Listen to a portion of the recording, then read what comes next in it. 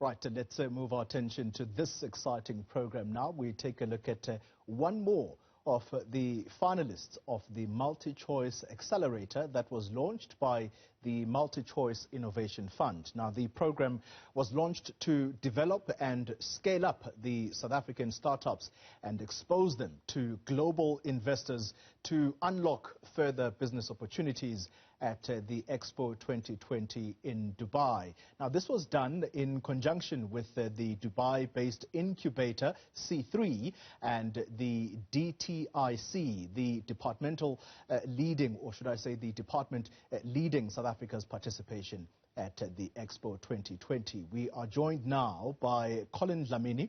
He is the Group Executive of Corporate Affairs at MultiChoice. Kevin Holliday is Chief Operating Officer of the company's Creating Change, or C3 in short, and Kamohelo Motibedi, the co-founder of Newzroom Afrika. To all of you gentlemen, thank you very much for making the time for this important conversation. Let me start with you, Mr. Dlamini, and let's talk first about what the MultiChoice Accelerator program is about. Importantly, what are its aims? Thank you, Tony, and good afternoon to all the viewers. The MultiChoice Accelerator program is a very exciting program for us, first of all, as MultiChoice. We have established an accelerator program whereby we opened up applications for SMMEs who are at a growth stage and really ready to scale up in the ICT industry. We have selected 20 SMMEs who are participating in the accelerator program for them to get that exposure to international investors at the Dubai Expo, for them to be able to raise more funding for their businesses. And for us, really, it's important at this juncture in our country because the unemployment statistics are quite alarming, and the SMME sector is the only hope for us as a country to be able to create more employment and get us out of the doldrums that we're currently in. Yeah. Let's bring you into the conversation, Kevin Holliday, and talk about, in your view, what are investors, particularly international investors, what are they looking for when they talk to these small entrepreneurs who are really looking to see their businesses prosper? Yeah, look, thank you very much, and good afternoon, everyone. What a fantastic program that we've had so far, and all the entrepreneurs have been, tackling significant issues related to a number of industries. Their solutions and business models are, solving very, very relevant challenges across the African market and beyond. And in terms of the program itself, we've been helping them to open their minds in terms of strength testing their overall propositions, to be able to be aware of the awareness of both creating, not just across the continent, but also in the UAE and beyond. There's been a significant interest from the Middle East in terms of investors in the African continent, and we're very, very looking forward to bringing all of the entrepreneurs here to Dubai itself. Yeah. Mr. Motibedi, let's come to you. Talk to us about the role of Newzroom Afrika, and particularly in assisting these burgeoning, or should I say these burgeoning rather is the word I'm looking for, these startup companies that are looking to make it. What was your role in preparing them? Yeah, thanks, Tony. Well, Newzroom has been involved right from the beginning of the program as part of our continued role as the managers of the MultiChoice Innovation Fund. From the beginning of the year, we reached out to hundreds of SMEs across the length and breadth of the country and helped to try to prepare each of them in putting their best possible foot forward, not just for MultiChoice, but for interaction with different investors internationally. Since then, we focus quite heavily on helping develop their business cases, from a governance, financial management, business development, marketing, and funding point of view. More importantly, we've been quite deliberate about trying to make sure we can harmonize their business models to international investor requirements as well, to give them the best possible chance of raising funding internationally. Yeah. Mr. Dlamini, let's come back to you. Who did MultiChoice partner with to bring this fantastic program to life? Thanks, Dolly. Most of them are here on this call. We partnered with Newzroom Afrika, and we also partnered with C3, who are based in the UAE, and we also partnered with the Department of Trade and Industry and Competition, as well as CEDA, who also came on board to participate in the panel selection process. So it's been a really good mix of partners, both from the public and the private sector. So it's been a good model of public-private partnership. Sure.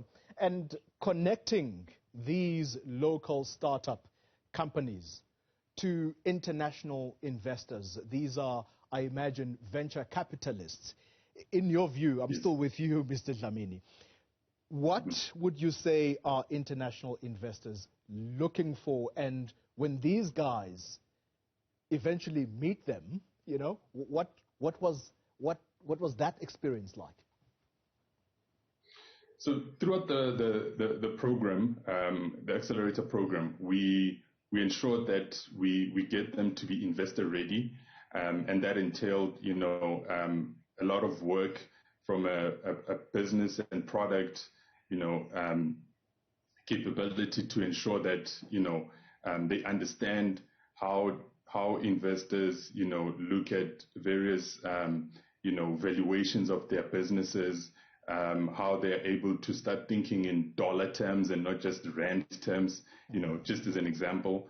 And also we've ensured that, we take them through a rigorous process where they can prepare their pitches in a very short space of time, because investors, they want to hear your pitch within 5-10 minutes, and it must be concise, and they must get the full picture of what your business case is all about. So the program that C3 and Newzroom have been running has really been fantastic, because throughout the selection process, we've seen the guys grow, from week to week in terms of how they've been preparing and pitching their businesses. So they've prepared, short videos in which they've been able to just give those pitches, and we've seen the guys really come out really strong, and we think they stand a really good chance with the international investors. And from what I've seen, international investors are not looking for just businesses that are limited to South Africa, but businesses that can scale at a pan-African level, and businesses really that are in growth sectors. And these are sectors that are quite future-proof in terms of, when you look at ICT, fintech, edutech, health tech, those are the hot and exciting businesses that investors are quite interested in. Yeah. Kevin, Colin there, you've heard him talk about your contribution. Give us those key ingredients as you prepared these startups for this program. What were just some of the salient points? Yeah, sure, absolutely. Look, our trainers have walked them through fundamental training on business and impact as well, in terms of key pillars that these guys are trying to help critically assess, their business models and guide them to a potentially sustainable future path. The entrepreneurs themselves have been fantastically resilient throughout the learning journey, and as Colin mentioned, we've got them down in their elevator pitch to under 3 minutes to be able to capitalize on people's increasingly scarce time to be able to articulate your proposition. It's a real challenge, and when we started out, a lot of the entrepreneurs were focusing on 10 minutes. We got them down to 3 minutes because that can really make the difference between closing a deal. And the engagement overall in the program from all of the entrepreneurs, as I mentioned, has been fantastic. They've shared contributions to their own central mission, happy to share similar opportunities and challenges with their peers to really help the increased learning journey that they've been on, to be able to get to Dubai and then pitch in front of global investors, as we discussed. Sure. Mr. Mutibedi, did these entrepreneurs, do they have to be in a specific field, or does the program cater for all entrepreneurs and they could be in any field? Yeah, thanks, Loli. So I think specific to this program, our intent was to focus on tech-enabled businesses who were really driving innovation and had ambitions to expand further within South Africa, as well as potentially the rest of the continent and globally. For us, I think what has really been exciting is promoting and investing in companies that had a very strong innovation-led strategy and who could demonstrate real socio-economic impact in the communities that they operate within. And we've been quite fortunate that that's kind of aligned with the international investors that we've also spoken to as well. Sure. Mr. Dlamini, let's perhaps start wrapping it up. You are the ones that engineered all of this. The next step as you look ahead, and I speak here probably with the people that you have been trying to, get them out there, noticed by the world. They're probably very excited at this stage of the game.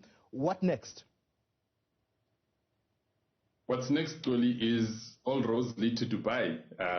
We're going to select 6 out of the 20, and we're going to take them to Dubai. And there's a program that we've outlined for them where they'll go through a boot camp and meet all sorts of investors from all over the world. And they will also have opportunities to have one-on-one meetings and network and have access to, international markets. And for us, I think that is what's really exciting that lies ahead. Yeah. And we still have the MultiChoice Innovation Fund, and entrepreneurs who are still interested in getting assistance and support from us, they can feel free to still apply on our portal, and we'll be happy to have them as MultiChoice Innovation Fund beneficiaries. Yeah. Kevin, perhaps motivational words. You'll probably find that some of them are watching this program. What would you say to them as a motivator as they prepare to go to Dubai now? Yeah, look, I mean, it's for me, it's always about meeting as many people as you can. They're in a space similar to you, and being able to absorb the information that you're given to like-minded people. In the Middle East here, there is a big diverse culture. You're going to be introduced from very similar areas up and down the chain. And I would really say that, C3, especially with the partners that we've all come together here, we're trying very hard to match entrepreneurs with investors and experts to bridge the gap that has provided a significant challenge in relation to access to capital for these early stage companies. So we're really trying to get them to be able to showcase their businesses and themselves to the world. Yeah. Kamuhelo, last words from you? Yes. No, look, I think what's been quite encouraging for us is that I think we've interacted with over 35 different international investors. What's been very encouraging is that from a transformation focus, they've also bought into our diversity in terms of shareholding, management, as well as our preference for female-owned led businesses. They encourage export-led businesses who are focused on expanding their businesses to the rest of the continent.